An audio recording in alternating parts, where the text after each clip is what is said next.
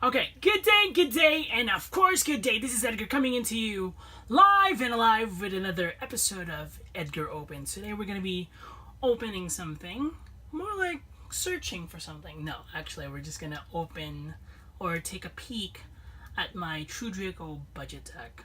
I do apologize in advance that this is still not complete. I'm still missing 2 cards to make this officially TCG legal. But without further ado, let's go to checking out this card or deck profile. Let's do this. And by the way, this is a budget deck, so lower than $100, lower than $80, probably. We'll see. Well, we'll begin with the monsters. First off is 2 Amano Iwatos. Okay, you need this to prevent opponents from doing hand traps and making your searches easy without any interruptions. I love this card. Next up is 3 Ignis Heat. Now that this was heated up to 3, I think it deserves a 3. Sometimes people always put Draco Cavalry, but I don't think so. No. 2 Majesty Maiden. Before, the strategy for True Dracos is that as much as possible, toy with the enemy with this card, then summon Masterpiece. Once the opponent activates their effects. Yeah, so it's not fun.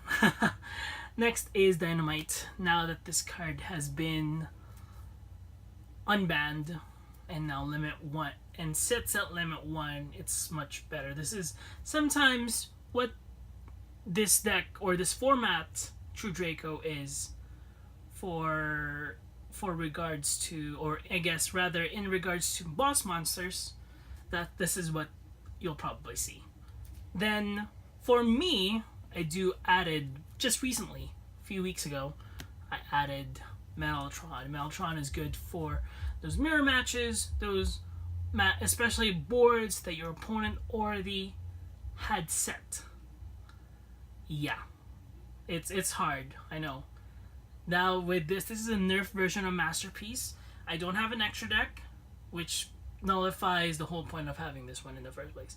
However, this is very useful when it comes to cards that have already had amazing setups, and this one can be used to counter it, making this card or my deck's boss monster. I honestly cannot rely just on one win condition with True Draco. With Dynamite. I have to put Metaltron. You can side this if you want, but for me, my preference is for it to be in the main deck. Okay, moving on to spells. First off, we have an amazing spell here in the form of True Draco Heritage. This is a draw engine, and secondary effect destroys cards once they get sent in the grave. Like, the more True Draco cards I destroy and this card present on the field, the more draws I can pull. But you need to destroy it on the field. Field to grave. It will count as field to grave, not hand to grave. Okay? Disciples of the True Draco Phoenix. This is probably the most important card in the deck. I don't understand why they just printed it in common. This is the card that cycles all of your cards back to the deck. Amazing? Yes. Useful? Yes. So watch out if you banish how many cards are banished, sent to the grave, or still in your deck. That way you can keep track of what you can pull from your searches. Next up, or cycle your cards back to the deck. Next is Draconic Diagram. Very classic. I'm not gonna explain why this is 3. Always 3. Tree Terraforming. Always staple. You need this more than anyone else, actually. It makes your field spell into 6, basically, so I'm not gonna argue. Next up is 2 Pots of Desires. Just 2. You don't need a lot. Why? Because too much banishing will make you deck out. Very fast. For just like 10 for 2, not sure. Pot of Duality. Just 2. 3 is too much. This card can be used once per turn, and this card doesn't special summon as much as other decks, so this is very useful and can trigger so many pulls and combos, and you can adjust your consistency of your deck, or your plan out your next move depending on your opponent's moves. Lastly is the demise. We're running a demise engine here. Well, I'm more of a pot demise engine, which is kind of nice. That would give you those draw powers. You can thin out your deck, take at least 23 cards per turn. On your if you go first and if you got the right cards, you can deck 23 cards. Yeah, amazing. Next up is traps. Thank you, magic. Or I guess spells. Oops. Now for traps, I've added one little quick tech that I want to share. Begin with True Draco Apocalypse. With this card, your turn doesn't end, and you cripple every kind of boss deck, especially the card. This doesn't target, so it reduces everything to ash. I guess into half ash, since negates everything in half. Next up is True King's Return. Basically, a free monster reborn. And it has secondary effects. That's the best part of the True Dracos is that they have secondary effects. Next up is the Monarchs Erupt. Since I don't have an extra deck and this is a budget deck, I've decided to put 3 Monarchs Erupt. Why? Because this is skill drain with legs. It cripples the opponent, but it does not cripple you, which is amazing. That's anything that cripples the opponent and leaves you in a good condition. I'll take that any day. There we go. Skill drain. Always have skill drain. So with Monarchs Erupt, it makes it 4 skill drains. That's amazing. That's a total floodgate. Your opponent cannot react properly into it. They destroy 2, you can say you still have 2. Like, it goes on and on, my friend. Next up is Soul Drain. This is a skill drain on the graveyard and out of play cards. They don't activate with this card activated. It just shuts off the deck. Do I have a Mind Drain coming out next? Maybe, but we'll see. Next up is Imperial Iron Wall. With my experience, I've always played with Imperial Iron Wall because I don't have to cite it anymore. I just decided to put it in anyway. That way I don't have to spell. I can swap it with something else, like anti-spell, or Royal Decree, but I'd rather keep it here right now. Right there and now. That way it's easier to use and I don't have to cite as much. Next up is Imperial Order. Now this is a card stopper. This stops most decks. This stops almost everything that uses spell cards, which like every deck uses. Almost. Next up is my first Rivalry of Warlords. I can use this to like negate Gokis, anything that has multi-typing cards or decks. It's very useful. Cool little tech that I'm using right now is Unending Nightmare. This is not once per turn, this is once per chain. I always wanted to destroy my opponent's back row whenever and as fast as I can. However, with True Draco Apocalypse only able to crush back row by crushing True Draco spells that activate on the grave, how am I doing that? There's a condition. There has to be an opponent, has to be a monster. But what if they don't have a monster? What do? This is what you do. This is what I do. Like, activate it, chain it against a field spell, bam. And this is not once per turn. This is once per chain. As long as you can pay 1,000 life points in a format that doesn't need any life points, this is something you need to use. And lastly, last trap card that I have is Solemn Warning. Solemn Warning is a card that I use because this is an amazing card. Like Judgment,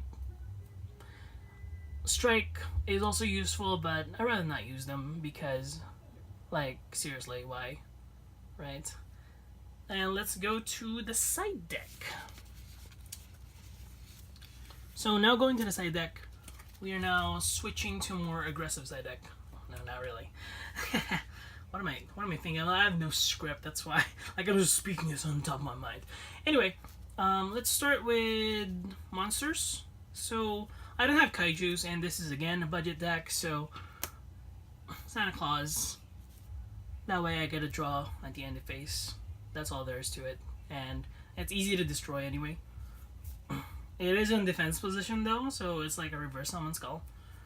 Unfortunately, one roll of Lockbird. Amazing card. Stops those searches. You can put mistake or mistake in a res. Doesn't matter. Like just to make it to lower the price even more. Yeah, you can do that. Yes. 3 DD Crow. These cards are over below $1 right now, and these are ultra rare, so not below $1. High, better than $1. I like it sparkling. But these cards are situational, as they banish cards, not just monsters, but cards, and their quick effect, and they're amazing hand traps. Yeah, they are amazing hand traps. Speaking of banishing, Artifact Lancea. So 3 uses with this card. I can tribute it on my hand. I can set it on the field. Next turn it can be summoned. Then I can tribute it from the field as well. So the possibilities are endless with this card, and it's super amazing. Next up, let's go to spells. Only one spell on the side is Prohibition. Prohibition is something that I use amazingly. Like, especially if you know what card they're gonna be using next, or what deck they're playing. If they're playing Sky Strikers, oh, I'm just gonna I prohibit using Engage. That stops them right there. Or Kagari, Shizuku, Airbase. Yes. For Trickstars, Candina, Licorice. Like, I think Licorice would be better. To be a better card. That way they can't summon multiple Licorices and you don't die so fast. Or for Gookies, just stop Azul altogether. That stops the combo right there and then. Or combo extender like Nightmare Goblin. Or Ibli. Ibli is a good card to ban, which they'll always use. Next up is traps. Regular trap is Magic Deflector. You can use it. You can use this on your own for your own benefit, or for your own benefit, or against you. It can be against you because this is True Dracos after all. Cards have effects, and it only negates spells, but it doesn't negate normal spells. I don't know why. I don't know why. Okay, next up is Anti-Spell Fragrance. Switch it with Imperial Iron Wall. I feel like doesn't really matter to me. It's okay. But this is very useful to, especially with decks that are heavily spells. Like, combining it with Imperial Order just increases that consistency of your opponent not being able to play with their magic cards. Next up is Mind Drain. Mind Drain is a card that prevents hand traps or any monsters that will activate in hand. It does not prevent infinite impermanence, however, and that's unfortunate. Or Shared Ride to be activated from your hand. It doesn't, but it is useful for everything else. Would I be using it? Not as much. Not as much. That's why I'm on the side. Lose One Turn. Lose One Turn is an amazing card. This is your fifth skill drain, and making those cards that search a lot or activate a lot of multiple effects almost seemingly impossible. It sucks, I know. Next up is a second Rivalry of Warlords, just because. That way it increases the consistency of you drawing on an extra Rivalry of Warlords.